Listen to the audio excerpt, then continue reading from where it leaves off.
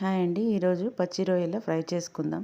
ముందుగా రొయ్యల్ని బాగా క్లీన్ చేసుకొని పెట్టుకొని గిన్నెలో నూనె పోసుకొని రొయ్యలు వేసుకోవాలండి.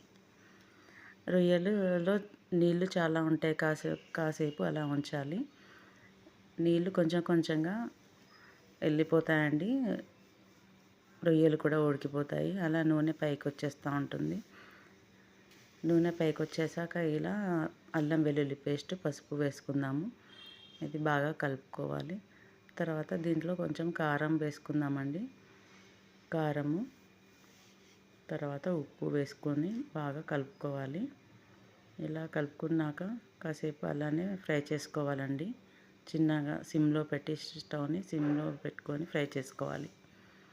తర్వాత దీంట్లో ధనియాల పొడి వేసుకోవాలండి. ధనియా పౌడర్, తర్వాత జీరా పౌడర్, తర్వాత గరం మసాలా వేసుకొని బాగా కలుపుకోవాలి.